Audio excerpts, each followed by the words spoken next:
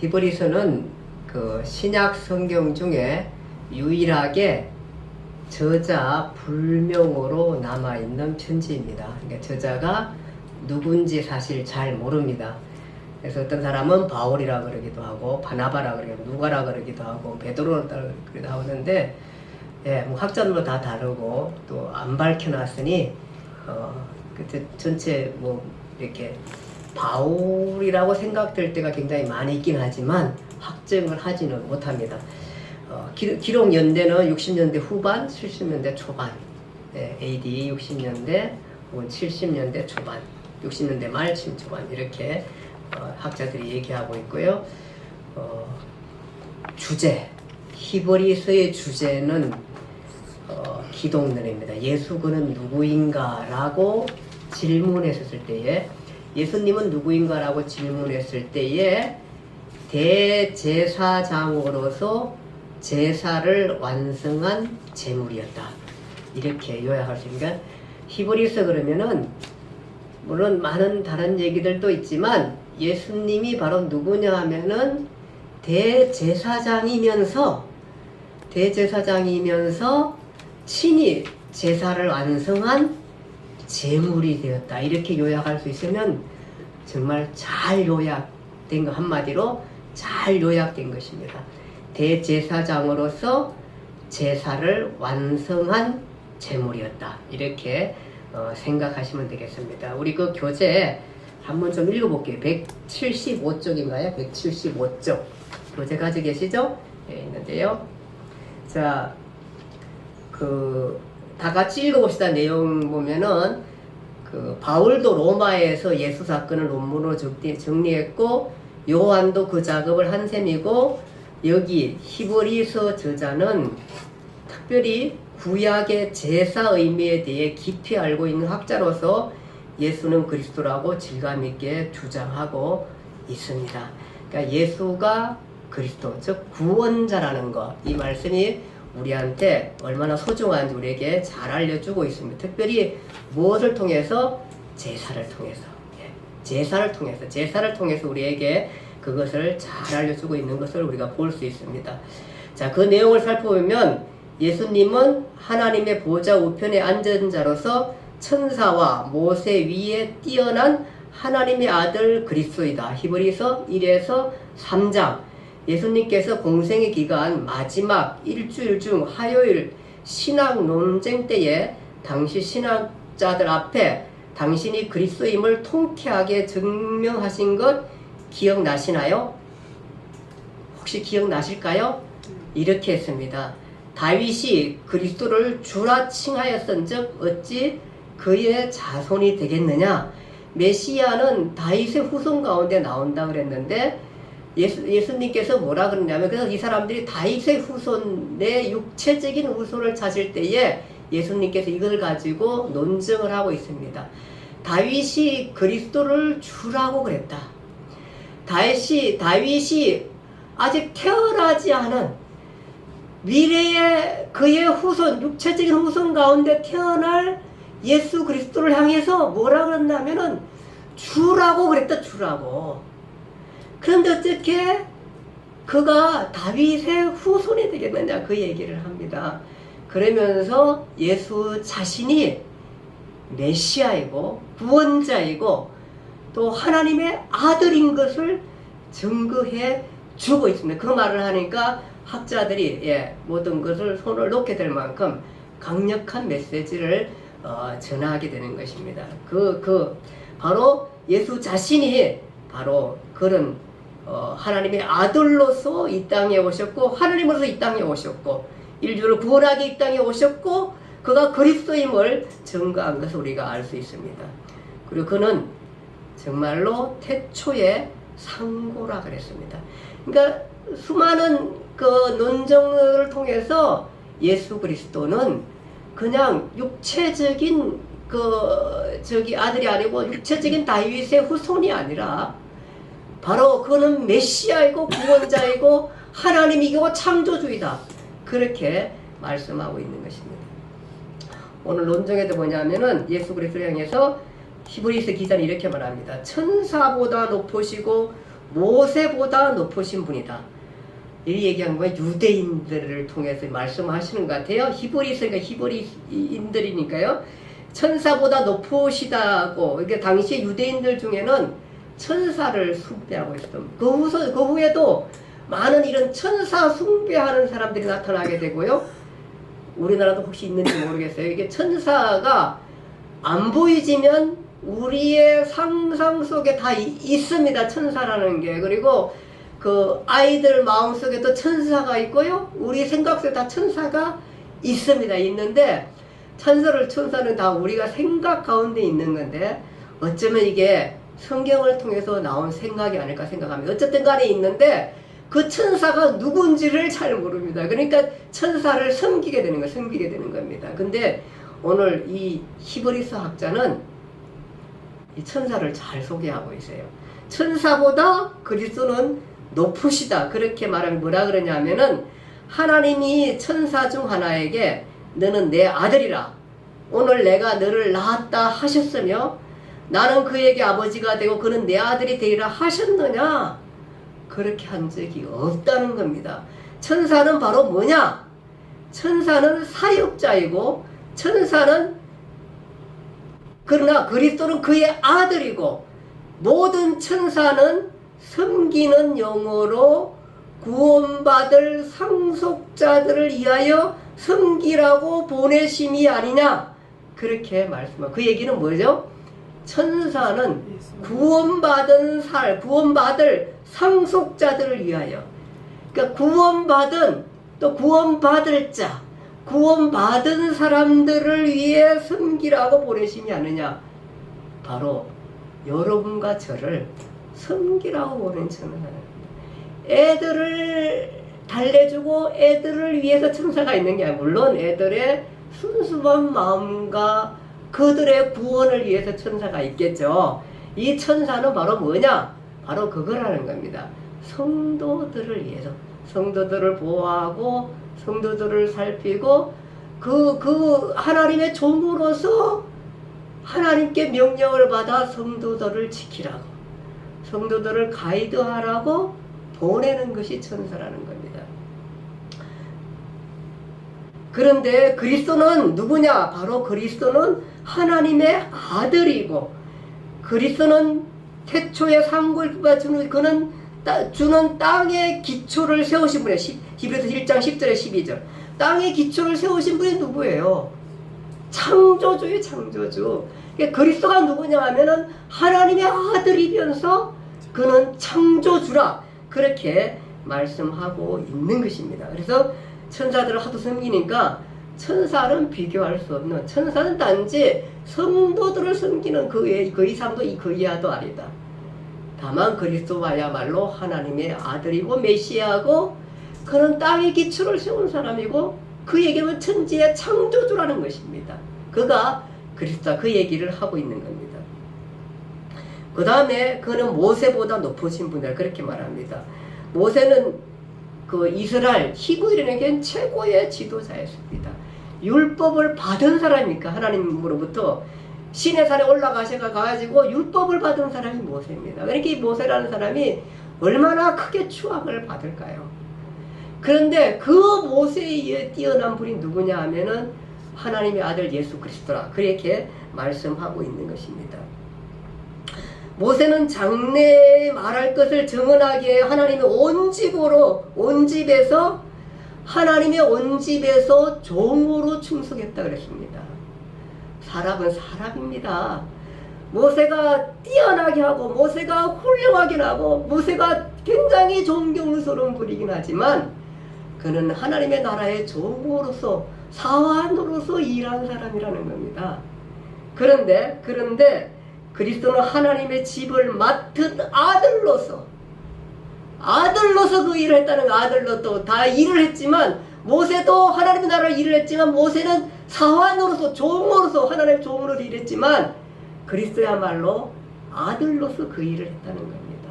얼마나 대단합니까? 히브리서 기자가 대단히 우리에게 그 믿음의 확신과 삶의 확신을 우리에게 주고 있는 것이 히브리서 기자인 것입니다. 바로 그리스도가 바로 누구냐 하면은 바로 모세보다 위대한, 모세와 비교할 수 없는 위대한 분이라는 것을 얘기해 주고 있는 것입니다. 모세는 율법을 받은 자지만 예수 그리스도는 율법을 제정한 사람입니다. 만든 사람입니다. 그러므로 모세 율법의 해석이 뛰어날 수도 있지만 모세의 율법 해석을 충분히 능가하는, 비교도 되지 않을 만큼 능가할 수 있는 분이 바로 말씀을 제정한 사람입니다. 말씀을 받아서 지키는 사람, 말씀을 만든 사람, 율법을 만든 사람입니다. 그러므로 이 해석이 굉장히 뛰어나잖아요. 그래서 신약의 그리스도가 말한들이 옛적에 누가 이렇게 말했는데 그때에 예수는 나는 너에게 이렇게 말한다 얘기하잖아요. 그 엄청난 근위로 말하고 해석의 근위를 가지고 의미를 가지고 율법을 제정한 사람으로서 나는 이렇게 말한다.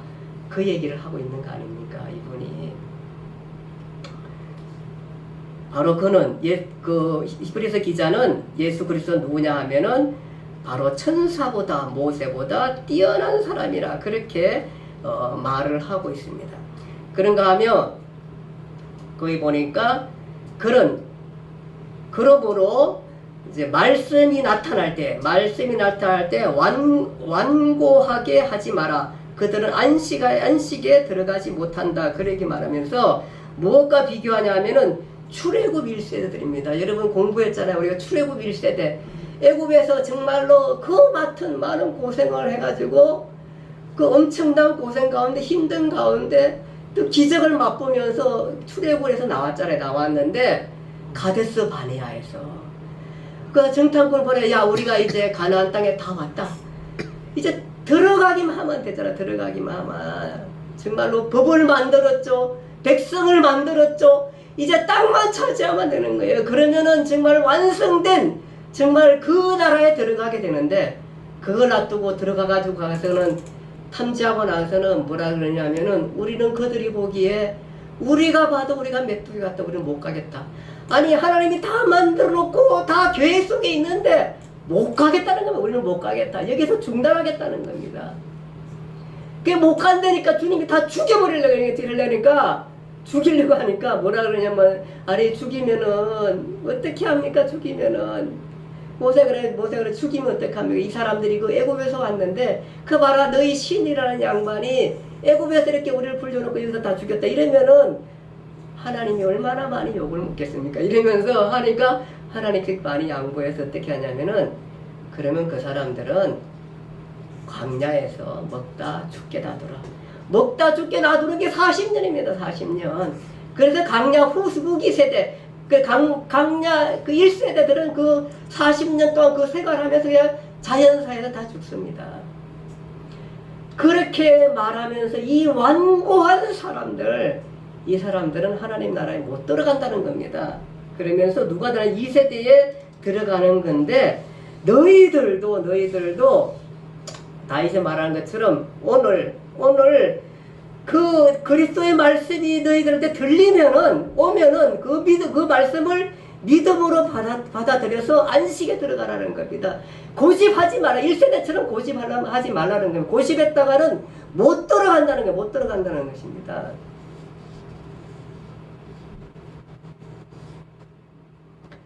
고집을 부르는 자, 히브리 광야 1세대 이 말씀을 받아들이지 않는 자, 이 사람들에게는 안식이 없고 들어가지 못한다. 그러므로 너희들은 그 고집을 부리지 말고 하나님의 말씀을 신실하게 받고 그 말씀을 지키라. 그렇게 말씀하고 있는 것입니다. 하나님 말씀이 이 땅 위에 정말로 조국만큼 우리나라만큼 정말 하나님 말씀이 그렇게 특보되는 데 없습니다. 정말 방송 채널 막 수없이 많은 채널을 통해서 성경 공부를 통해서 이렇게까지 우리 주변에 와 있는데도 고집 부리면서 하나님 말씀을 받지 않는 수많은 사람들이 있습니다. 너무 안타깝습니다. 사실은 너무너무 안타까운 사람들이 많이 있습니다. 말씀이 폭포수같이 쏟아 부어지고 있는데도 사람들은 고집을 부리고 받아들이지 않습니다. 고집을 부리면은 안식이 없다는 것입니다. 안식이. 영원한 안식이 없다. 그렇게 말씀하고 있습니다. 그러면서 히브리 4장 12절에 뭐라고 하나님의 말씀은 살아있고 날선 자위의 금보다 예리하여 영과 홍과 간절과 골수를 찌를 쪼개기까지 하며 또 마음의 생각과 뜻을 판단하나니 지으신 것이 그 앞에 나타나지 않음이 없고 우리의 결산을 받으실 이의 눈앞에 만물이 벌거벗은 것 같이 드러나는도다. 하나님의 말씀은 분명하고 선명합니다. 누구도 핑계하지 못합니다. 마지막 안식에 들어갈 때 들어가지 못했다 그래가지고 누구 때문에 못 들어갔다고 핑계하지 못한다는 것이 하나님 말씀이 이렇게 우리에게 풍성해 와 있고 그럴 때 그 말씀이 임할 때에 고집 부리지 말고 받아라. 하나님 말씀은 살아있고 자위의 날선 금보다 예리하고 혼과 영과 간절과 골수를 찔러 쪼개까지 하며 하며 마음의 생각과 뜻을 판단하니 지으신 것이 그 앞에 나타나지 않음이 없다. 결산을 받으실 이의 눈앞에 만물이 벌거벗은같이 드러나도다. 4장 12절입니다. 그렇게 말씀하고 있습니다. 그런가 하면 히브리서 기자는 예수 그리스도를 뭐라고 얘기하냐 하면은 하나님의 아들이요 영원한 대제사장이므로 완전한 제사를 이룬다. 예, 핵심 메시지입니다. 우리 히브리서 하면은 제사입니다. 제사인데 그가 단번에 무슨 제사? 영원한 제사를 드렸다. 그렇게 말씀하고 있는 것입니다. 너는 내 아들이라 오늘날 내가 너를 낳았다. 이 유명한 시편 2편 7절의 말씀은 메시아의 아들됨을 표현하는 메시아 예언입니다. 하나님의 아들이라고 불려질 메시아 예언입니다. 왜 예수를 이렇게 하나님의 아들의 용어를 쓰는가? 그리고 구약 성경을 들어 끈질기게 증명하느라 애를 쓰는가? 그가 메시아 즉 하나님의 아들이라는 이 사실을 절대로 양보하지 않습니다. 히브리서 기자가 정말 그가 하나님의 아들이라는 것을 이 히브리 기자는 구약 성경을 끌고 와가지고 그것을 그렇게 증명합니다. 근데 사실은 이 히브리 기자뿐만 아니라 성경의 기자는 구약 성경을 끌고 와서 그가 메시아고 하나님의 아들이고 그가 하나님이었다는 것들을 그렇게 증명하고 절대 양보하지 않습니다. 절대 인간으로라고 양보하지 않습니다. 그는 하나님의 아들이었다고 그렇게 수없이 그렇게 끌고 오고 있습니다. 사실 사람을 가리켜 누군가 하나님의 아들이라고 얘기하기 그렇게 쉽지 않습니다. 사실 하나님의 아들이라고 내가 하나님의 아들이다 그러면은 미쳤다 그러잖아요. 그러니까 저기 그 미친 사람들 거기 어디야 들어가가지고 어떤 미친 사람이 내가 하나님의 아들이다 이러니까 저쪽에 미친 사람이 나는 너 같은 아들 둔 적이 없다 이랬잖아요. 그렇다니까요. 이 하나님의 아들을 표현하기 쓰기가 어려워요. 근데 히브리서 붙잡은 성경 기자는 그리스도가 하나님의 아들이었다고 계속해서 성경을 끌고 오면서 그리고 사실 구약 성경을 우리가 왜 외웁니까? 구약 성경을 쭉 끌고 오면서 뭐냐 하면은 아하 그가 메시아고 그가 하나님이었고 아들이었고 그는 삼위일체 하나님으로서 창조 때부터 계신 하나님이었다. 그 얘기 아닙니까? 성경이 계속해서 내려오는 게. 그래서 구약 성경이 그렇게 중요한 거 아닙니까?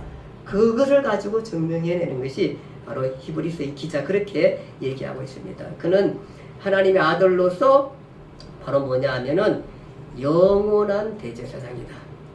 그냥 멜기세덱의 반차를 따는 대제사장. 그러니까 그냥 대제사장이 아니라 한계를 가지고 있는 대제사장이 아니다. 대제사장은 뭐냐 하면은 다른 사람의 죄를 위해 속죄하지만 대제사장은 자신의 죄를 위해서 또 속죄합니다. 사실은. 그런데 그 제사장이 아니라 바로 누구냐 하면은 멜기세덱이라는 이 멜기세덱은 표징적 인물을 통해서 나온 대제사장이랍니다.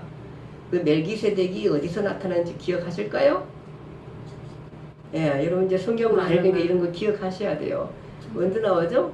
아브라함이 롯을 구해내고 롯이 잡혀가는 거 있죠. 아브라함으로 같이 있다가 잡혀갔을 때 318명 자기가 기르는 집에 군사를 이끌고 가가지고 아브라함 쳐들어가가지고 그걸 다 연합군을 초토화시키고 자기 조카봇이 거기 잡혀갔거든요. 거기 살다가 그 사람 데리고 나올 때에 살레망이라는 이 멜기세덱이 나와가지고 떡과 포도주를 가지고 대접을 합니다.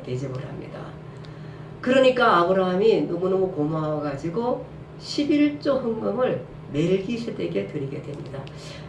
이게 참 떡과 포도주가 굉장히 의미가 있는, 뭐 밝히 얘기하진 않지만 떡과 포도주가 의미가 있죠. 그렇죠. 그런데다가 11조를 그에게 드리게 됩니다. 그런데 이 묘한 인물에 대해서 오늘 히브리서 기자가 너무 설명을 잘 해주고 있습니다. 이렇게 말합니다. 멜기세덱 살림한 그는 아버지도 없고 어머니도 없고 족보도 없고 시작한 날도 없고 생명의 끝도 없어. 하나님의 아들과 닮아서 항상 제사장으로 있느니랍니다. 전쟁 가운데 나타나는데 이게 우리가 좀 어려운데 멜기세덱이야말로 굉장히 신비한 인물로 나타났는데 바로 그가 누구냐 하면은 그리스도입니다. 그리스도. 그가 이 얘기 보면은 그러니까 바로 그가 하나님의 아들과 닮아서 항상 있느니라. 상징적 그리스도가 멜기세덱 성경에 나타나고, 이게 성경이 아주 묘하고 아주 기묘하고 이 성경만이 할 수 있는 대단한 메시지가, 그 의미를 잡아놓은 굉장히 훌륭한 메시지가, 이 신비한 메시지가 여기에 되어 있습니다. 이런 것들이 우리가 이성을 뛰어넘는 아주 대단한 성경만이 가지고 있는 가치가 아니고, 이 묘비를 알을 때에 이게 진리구나, 성경이 이렇게 진리구나 라고 말할 수 있는데, 평범한 사람이 성경 아니구나 하는 것들을 우리는 여기서 우리가 볼 수가 있는 것입니다. 바로 이 대제사장, 바로 멜기세덱의 반차를 따른 영원한 대제사장이다. 그는 자기를 속죄하지 않습니다. 그는 인류 백성을 위해서 속죄하러 오신 것입니다. 근데 그가 대단한 게 히브리 기사가 잘 정리한 게 뭐냐 하면은, 또 이 영원한 대제사장으로서 친히 제물이 되었다는 것이 누구나 대단한 것입니다. 제사, 여러분 아시나요? 동물 제사. 동물 제사가 어떻게 죄를 사할 수 있을까요? 동물 제사가 죄를 사할 수 있나요? 근데 구약에 수많은 사람들이 제사를 그렇게 지내왔잖아요. 오늘 목사가 제사장이라면은, 제가 제사장이라면은 맨날 그 동물 잡아가지고 제사 지내니까 얼마나 힘들겠어요, 이게. 그 수많은 제사를 끌고 왔었는데, 이 제사가 그리스도가 없으면 무슨 의미가 있을까요? 그리스도가 오시지 않았으면 무슨 의미가 있을까요? 매일 드리는 그 제사가 정말로 죄를 속죄했을까요? 성경은 그 죄는 바로 그리스도 때문에 모든 것이 속죄됐다, 그렇게 말하고 있습니다. 그것은 하나님이, 동물 제사가 하나님이 그 죄를 사하시냐, 저 죄를 간과해 왔습니다. 그것이 사해졌다면은 후속 나타날 단 한 번에 들 예수 그리스도 때문에 사해진 것입니다. 그러므로 그리스도가 단 한 번의 죽음을 통해서 세상의 모든 죄를 사해 주신 것입니다. 그리스도는 단 한 번의 제물 되심으로 인류의 모든 죄를 사하셨다.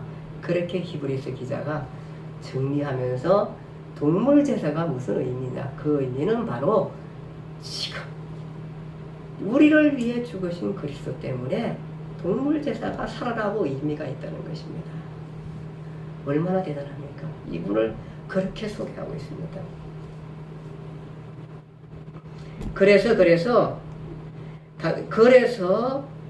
그 단번에 제물 되심으로 말미암아 인류의 죄를 사해 주셨고, 여러분과 제가 그의 단 한 번의 제사로 말미암아 하나님 앞에 담대하게 나아갈 수 있다. 그것이 히브리서 기자입니다. 대단하죠? 구약 전체의 제사에 대해서, 의미에 대해서 이렇게 단 한 번에 그냥 그 제사의 의미를 다 여기서 끼워놓고 만들어 주셨습니다. 제사는 뭐냐? 그리스도의 죽음입니다. 그리스도의 죽음입니다. 이제 더 이상 우리가 제사를 드려야 할 이유가 하나도 없습니다. 동물 잡을 이유가 없습니다. 그리스도가 단 한 번에 모든 제사를 다 드렸습니다. 우리는 그 단 한 번의 속죄의 제사를 통해서 그 속죄의 제사, 우리의 과거, 우리의 현재, 우리의 미래 모든 죄악을 그가 사심으로 말미암아 단번에 우리가 그 앞에 나아가게 된 것입니다. 아멘.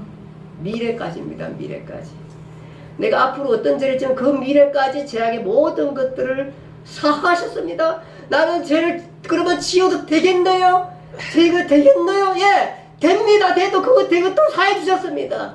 근데 되겠나요라고 하는 고의적인 죄를 만들어진다는 것은 얼마나 악한 성품일까요?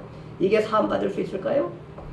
그건 잘 모르지만 어쨌든 간에 주님은 우리의 모든 죄악을 사해 주셨습니다. 아멘. 우리가 하나님의 아들인데 그럼 나는 앞으로 죄 지을까 이럴 사람이 있을까요? 그렇다면 그는 거듭나지 않았을 것입니다. 주님은 그렇게 단 한 번의 제사를, 그래서 구약 시대에 얼마나 하나님께 얼마나 어렵게 나간가 아시죠? 그 짐승깔 끌고 와가지고 짐승도 잘못되면 안 되고 흠 있으면 안 되고 그 끌고 와가지고 잡아가지고 태워가지고 그렇게 해요. 그것도 하루 한 번만 합니까? 계속적으로 하나님 나올 때마다 그거 해가지고 하나님 앞에 나가는 겁니다. 그게 얼마나 성가시로 귀찮고 힘들고 어려운 일들입니까? 그런데 그리스도의 속죄야말로 우리 모두가 그의 피를 들고 주 앞에 교회 나가서 주님 당신을 찬양합니다. 내가 당신 앞에 있습니다. 당신을 찬양합니다. 내 마음을 다해 내 뜻을 다해 당신을 찬양합니다. 이 찬양이 있다는 게 얼마나 감사한 겁니까? 그것을 우리에게 알려주는 것이 히브리서의 내용인 것입니다. 히브리서는 걱정하지 마라. 담대하게 그 앞에 나가라. 우리가 염치 없지만 정말 염치 없지만 히브리서는 네가 염치 없지 않다. 누구 때문에? 그리스도 때문에. 그리스도가 너를 위해 죽었는데 담대 앞에 그의 보좌의 피를 가지고 나아가라. 그렇게 말하는 게 히브리서 기자입니다. 그 다음에 히브리서 기자는 구약의 정인들은 이런 믿음을 가진 사람들이다. 구약의 많은 사람들, 구약의 본을 보인 사람들, 아벨, 노아, 아브라함, 이삭, 야곱, 모세, 사무엘, 많은 예언자, 그 창출, 민수, 사사망, 우리 나타나는 거기에 숨었던 많은 사람들이 바로 그 기라성 같은 선조들이 우리의 믿음의 선조들인데 그 사람들이 뭘 믿었느냐? 당시 세대 상황 속에 밝혀진 대로 하나님을 믿었지만 그가 믿은 그 하나님은 바로 누구냐 하면 오실 메시아 그리스도라는 것입니다. 바로 메시아가 그분이었다는 것입니다. 그래서 그들이 다 누구를 그리스도를 그 예수가 하나님의 아들을 믿었다는 그 믿음을 가진 사람들이라 그렇게 히브리서 기자는 얘기하고 있습니다. 얼마나 대단합니까? 히브리서 기자는 예수 그리스도에 초점 맞추고 있는 겁니다. 구약의 모든 그 선지자들, 구약의 미디안 우리의 선조들, 그 사람들이 다 바로 예수 그리스도를 바라보고 믿었다는 겁니다. 하나님을 믿은 게 그리스도를 바라보고 믿는 거라 그렇게 예언하는 이 엄청난 얘기를 하면서 그리스도를 이렇게 증명하고 있는 것이 히브리서 기자입니다. 정말로 읽어보세요. 대단합니다. 믿음에 믿음을 더할 것이 바로 이 히브리서 기자입니다. 우리에게 정말로 훌륭한 영원한 대제사장, 그가 그리스도라는 것입니다. 아멘. 그러므로 우리들도 구약의 허다한 정인들에게 둘러싸여 있으니 죄를 벗어버리고 믿음의 주요 온전케 하시는 예수를 바라보자. 11장까지 예수 그는 누구인가 하는 하나님의 아들로서 영원한 대제사장이다. 복음의 본질을 설명하고 캐리어마, 즉 복음의 본질을 설명했지만 12장 13장은 복음의 본질을 깨달은 우리들은 어떻게 살아가야 하는가 하는 디다케를 말씀하고 있습니다. 바울도 베드로도 이 패턴으로 그 설명했고 진리를 설명했던 것을 우리가 볼 수가 있습니다. 우리가 허다한 정인들에게 둘러싸여 있다는 것. 한복판에 둘러싸여 있다는 것입니다. 여기를 봐도 저기를 봐도 다 예수 증인들이라는 것입니다. 그러므로 죄를 벗어버리고 불신을 벗어버리고 의심을 벗어버리고 벗어 던지고 거룩에로 나아가라. 예수를 바라보라. 보좌 우편에 앉으신 예수를 생각하고 모든 어려움을 참자, 견디자, 이겨내자. 하나님의 보좌 앞 하나님을 찬양하는 곳으로 나아가자는 것이 그것이 히브리서 기자입니다. 그러므로 이 때가 얼마나 힘들고 어려울 때일까요? 로마의 그 압제, 그 박해 가운데 살이 뜯겨나고 사지가 뜯겨가고 내 친구가 이렇게 죽어가고 있고 사자에 뜯겨가고 있는 이때에 얼마나 두려움 속에 살아야 있을 때에 이 히브리서 기자는 여러분 이 힘들 때에 여러분 예수를 바라봅시다. 예수를 바라봅시다. 예수가 바로 그런 분입니다. 거기에 지금 어디에 앉아 계시냐? 그분은 바로 보좌 우편에 앉아 계신 것입니다. 엄청난 하나님의 우편에 앉아 계신 것입니다. 그러므로 여러분을 구원하실 것입니다. 그러므로 참고 견디고 이겨내자. 이겨내자. 현실의 어려움을 이겨내자고 그렇게 다독이면서 여러분이 땅을 떠날 때에 여러분은 안식에 들어가게 된다. 바로 그 그리스도가 나의 안식이다. 그리스도가 나의 안식. 그가 우리에게 안식을 주신 분이다. 그렇게 말씀하고 있는 것입니다. 이 성경이 막 전달되면서 얼마나 많은 그 어려움 속에 살아가는 그리스도인들이 힘이 되었을까요? 이 사람들이 그냥 로마를 정복하지 않습니다. 로마를 정복할 수 있을 당시에 로마는 지금 미국보다 훨씬 강한 나라입니다. 로마를 정복할 수 있을까요? 그리스도인들이. 그리고 기독교인들을 얼마나 핍박하는지 그 네로 황제 그 이후에 계속해서 엄청난 9명의 황제가 나타나서 기독교인들을 핍박하는데 남아있을 수 있을까요? 어떻게 남아있죠? 성경 바이블입니다. 이것이 전달돼 가면서 읽혀져 가면서 알려져 가면서 이런 메시지를 통해서 그리스도야말로 그가 메시아고 그가 하나님의 아들이고 그가 구원자고 그가 하나님 권능의 우편에 앉아있고 그가 지금 일시적으로 여러분의 고난을 당하지만 여러분들에게 영원한 삶을 영원한 안식을 주신 분이 바로 그리스도다. 그 믿음을 갖고 그 사람들은 그 어려운 가운데 정말 그리스도인답게 살잖아요. 그래가지고 사회를 변화시키고 사람들을 변화시키고 이렇게 해가지고 하나 다른 사람 다르게 살아내가지고 그 결국은 로마가 감동할 수밖에 없고 이 종교에 대해서 로마 사람들이 하찮은 이상한 종교들 속에 엄청난 신들 속에 쌓여있는 로마 그 신들 그 무상들 그 앞에 무릎 꿇지 아니하고 이 사람들이 오히려 그것들을 벗어던지면서 그리스도 기독교의 신이야말로 정말로 참신으로 돌아오는 수많은 로마 사람들 수많은 로마 장군들 이런 수많은 로마의 사람들이 그리스도를 받아들이면서 이거야말로 참 종교고 이거야말로 이 신이야말로 살아계신 하나님이시고 그것을 받아들이면서 로마가 드디어 313년 기독교를 공인하게 되는 것입니다. 바로 뒤에 이런 복음자들 속에서 이런 위로 속에서 그들이 신앙을 지켜가서 승리하게 된 것입니다. 히브리서가 그런 메시지를 여러분과 저에게 전달해주고 있고 그렇습니다. 오늘 많이 봅니다. 사실 뭐 세상에 떠들면 막 이상한 얘기도 많고 엄청난 얘기도 많고 하여튼 사상도 이상한 사상도 많고 철학도 많고 또 다들 잘났다고 하게 하지만 그러면서 예수를 비판하게 하지만 여러분 이론적으로든 과학적으로든 종교적으로든 이 바이블 이거만큼 대단한 이론 사람들 막 못 믿겠다 그러는데 그런데 그러면은 못 믿었으면 믿을 만한 어떤 것을 좀 가져와봐. 성경만큼 믿을 만한 어떤 것을 한번 가져와봐. 얘기하면은 이거만큼 기독교만큼 훌륭한 종교가 있는지 이론이 있는지 가져와봐. 얘기하면은 대답할 사람 아무도 없습니다. 이렇게 잘 짜여진 그 이론이 있을까요?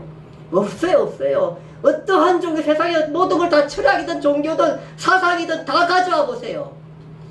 없어요. 여러분 자신 있게 말할 수 있는 겁니다. 없어요. 없어요.